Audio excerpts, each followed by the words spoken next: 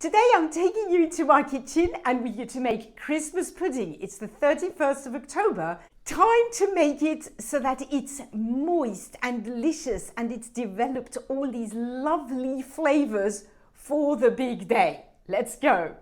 So for this recipe, these are all the ingredients that we need and they are all listed in the description of this video. So the first thing we're going to do is mix the raisins, the chopped dates, the ground almonds, and the mixed peel. So put it all in a bowl and give it a good mix. Next we're going to add the spices, so that's a teaspoon of cinnamon, a teaspoon of ground ginger, and you need 1/4 teaspoon of ground nutmeg. I'll be honest, I just love the smell of freshly grated nutmeg. So just take it, I just grate a little bit and I don't measure it very precisely. Don't overdo it with the nutmeg because it can be quite strong. Once this is done, give it all a good mix again. Next, you need to add a grated apple. So I just peel my apple and then I take a big grater like this and I simply go ahead and grate it straight away into my Christmas pudding mixture.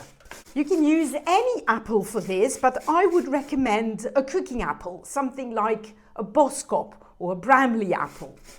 Next, we're going to add the zest of a lemon and the zest of an orange. Make sure that you wash them thoroughly before you start zesting the fruit. Once you've done this, give it all a good mix.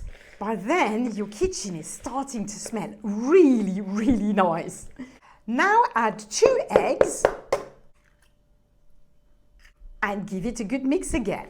After this, add 25 grams of butter. It's really not a lot. Make sure it's at room temperature and cut it in little bits like this.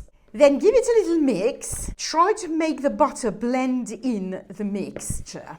If you've taken it out of the fridge an hour or 2 before making your Christmas pudding, it will blend in very easily, as you can see is happening here.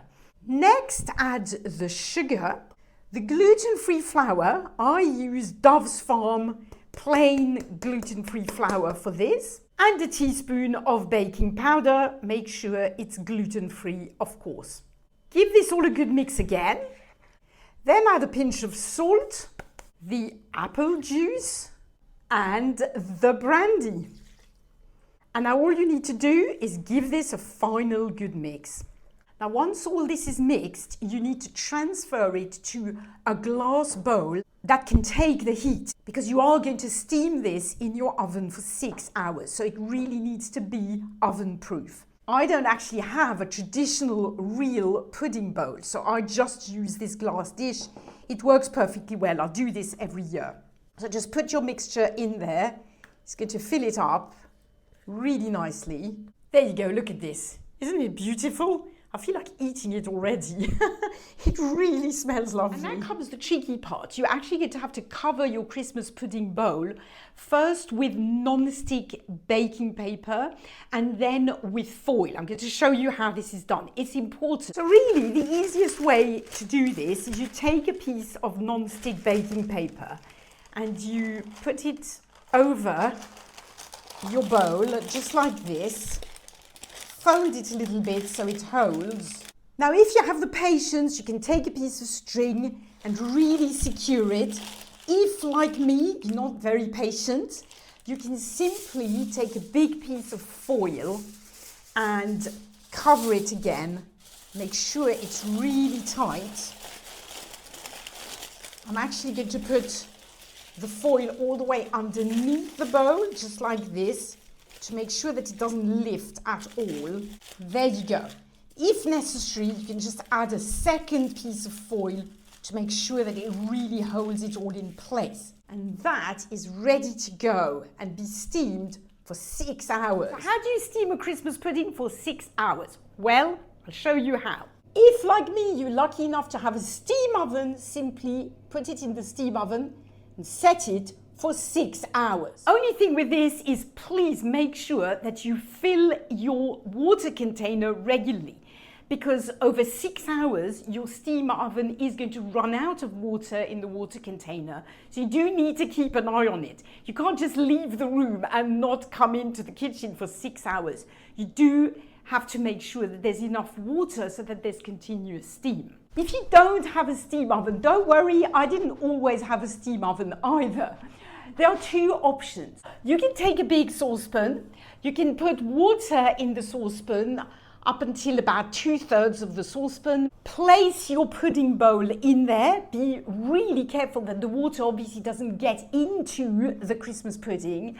Cover your saucepan with a lid and then let the water simmer for 6 hours. So obviously you're going to have to keep a closer eye on it than if it's in the oven, because you're going to have to add water regularly and just make sure it always stays at the right temperature so that it doesn't boil over and ruin your Christmas pudding, but so that it creates enough steam that it actually steams the pudding.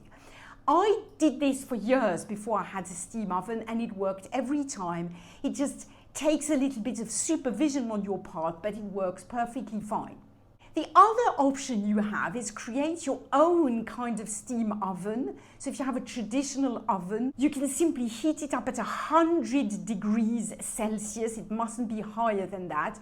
You can put a big bowl of water inside the oven so that it produces steam, and then you place your Christmas pudding next to it.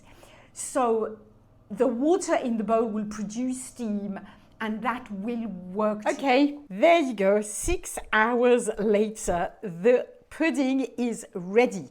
Now, whatever you do, just keep it wrapped up like that. Do not uncover it. Just let it stand, let it cool down. And when it's cooled down, simply wrap it up in a towel like this and put it somewhere in your house where it's cooling. It can be the attic, it can be a colder cupboard.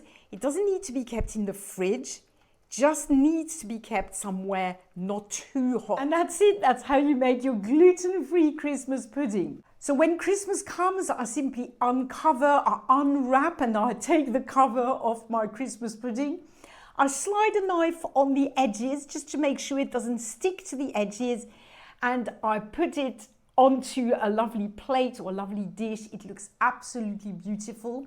I usually pour a little bit of brandy on top and light it. Usually my husband does that, and the kids get very excited. We serve it with a bit of brandy butter or a bit of whipped cream or vanilla ice cream, or just like that. It's really delicious. I hope you enjoy it as much as we do. If you enjoyed this recipe, the free and easy way that you can support me is by hitting that subscribe button. It means more than you will ever know. Thank you so much.